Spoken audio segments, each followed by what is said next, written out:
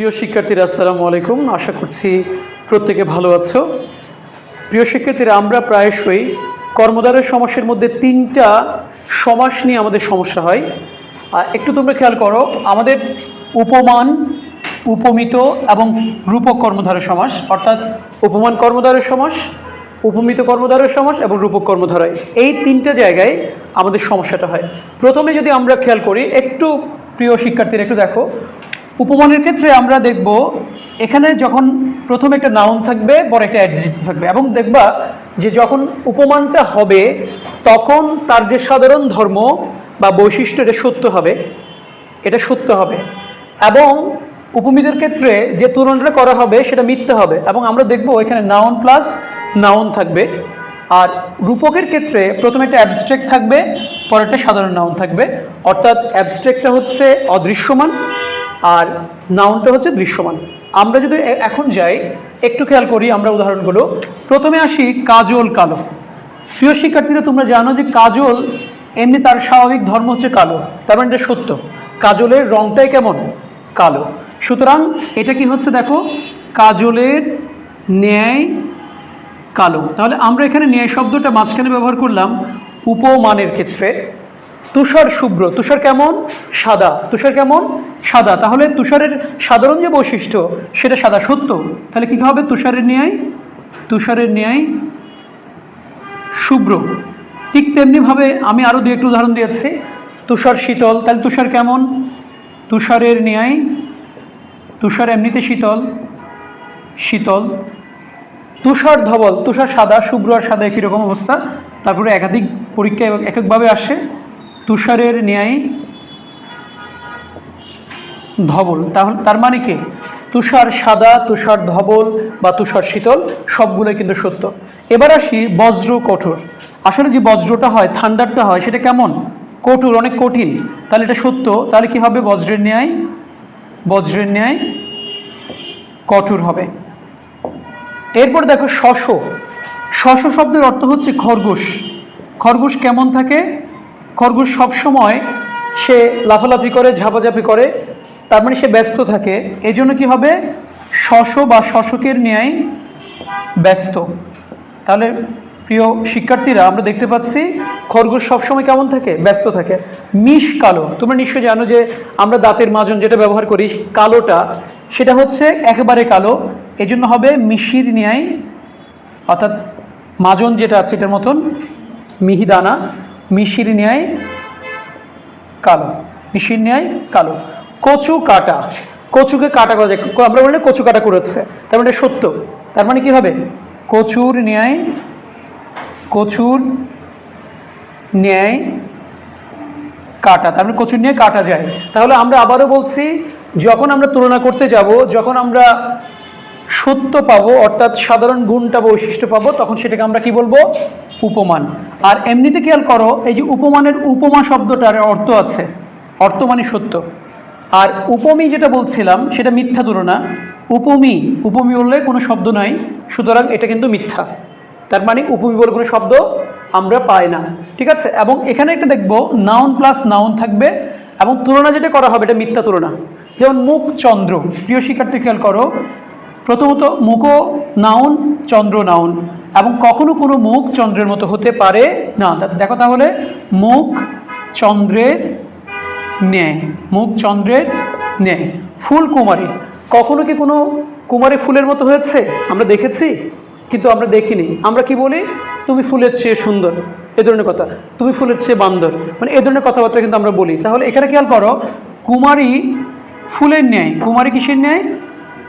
ফুলের ন্যায়। তাহলে আমরা একটু খেয়াল করব যে ব্যক্তির সঙ্গে বস্তুর তুলনা হয়, এই জন্য কুমারী পরে থাকলেও আমরা তাকে আগে নিয়ে এসেছি। এই জন্য কী হবে? কুমারী ফুলের ন্যায়, কারণ কুমারীর সঙ্গে কার তুলনা করছে? ফুলের তুলনা করছে। এই জন্য এটা পরে থাকলেও কিন্তু আমরা কি করব? সেটা সামনে নিয়ে আসবো, কুমারী ফুলের ন্যায়। পুরুষ সিংহ, তাহলে কি হচ্ছে দেখো তো? পুরুষ সিংহের ন্যায়, তার মানে এটাও কিন্তু মিথ্যা।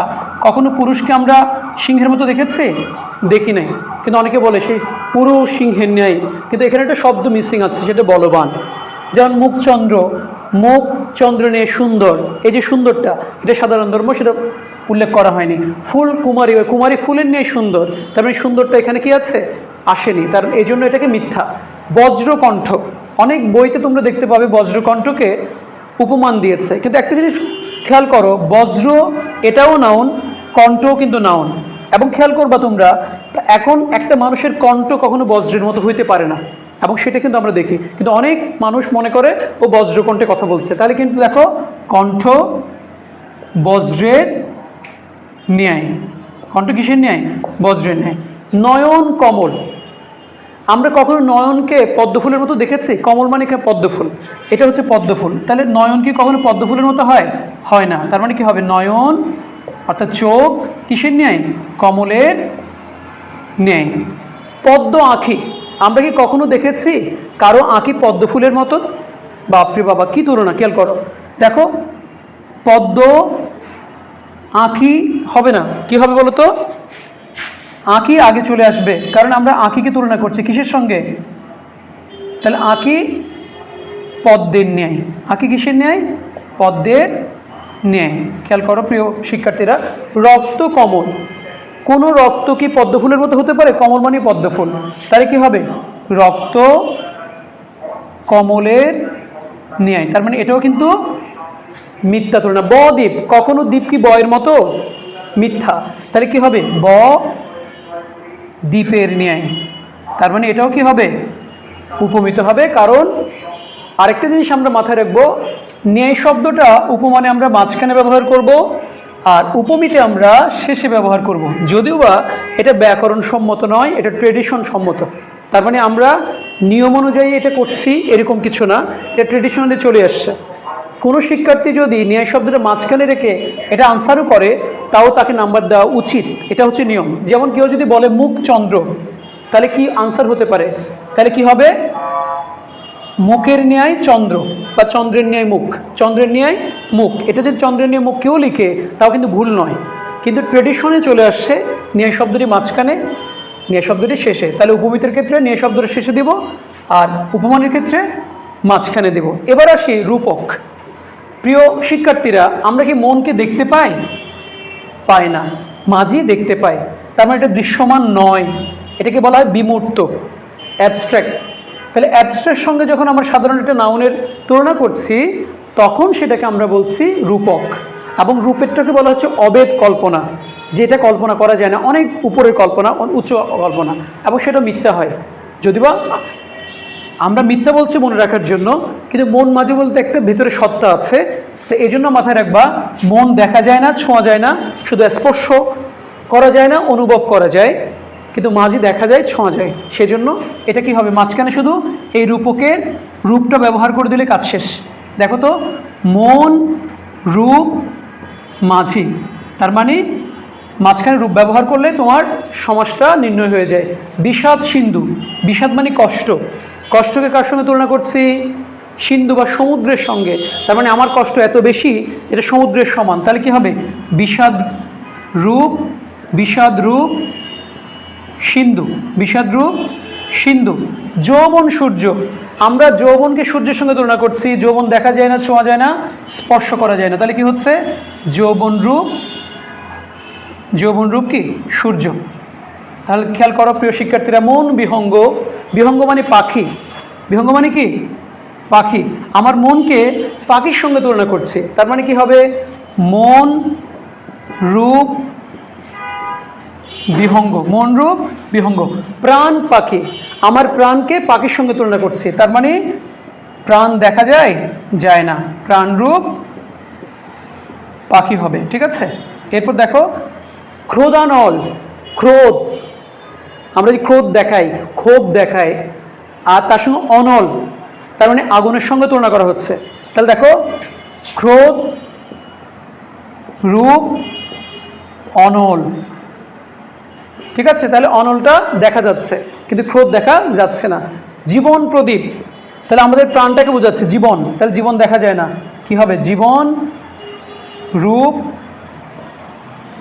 প্রদীপ, জীবন রূপ প্রদীপ। তাহলে প্রদীপ দেখা যায়, জীবন দেখা যায় না। মোহ নিদ্রা, তাহলে নিদ্রা দেখা যায় কিন্তু মোহ দেখা যায় না, তাহলে কি হবে? মোহরূপ নিদ্রা। আমার মনে হয় এইভাবে যদি আমরা মনে রাখি তিনটা বিষয়, আবার একটু স্মরণ করছি, তুলনা করতে গিয়ে যদি সত্য হয় সেটা উপমান, এবং সেখানে নাউন প্লাস অ্যাডজেক্টিভ থাকবে। উপমিত মানে হচ্ছে মিথ্যা, নাউন প্লাস নাউন থাকবে। এবং আবারও বলছি এটা মিথ্যা তুলনা হচ্ছে। আর রূপকের ক্ষেত্রেও মিথ্যা থাকবে, কিন্তু বিষয়টা হচ্ছে প্রথম অংশটা হচ্ছে অদৃশ্যমান, পরের অংশটা হচ্ছে দৃশ্যমান। এইভাবে যদি আমরা সমাস শিখি প্রিয় শিক্ষার্থীরা, আমার মনে হয় যে আমরা কর্মদ্বারের সমস্যা, অনেকেই উপমান এবং উপমিতের সমস্যা হয়, আশা করছি তোমাদের সমস্যা হবে না। আমরা পরবর্তী ক্লাসে ইনশাল্লাহ বাকি সমাসগুলোর আলোচনা করব। সবাই ভালো থাকবে। আসসালামু আলাইকুম।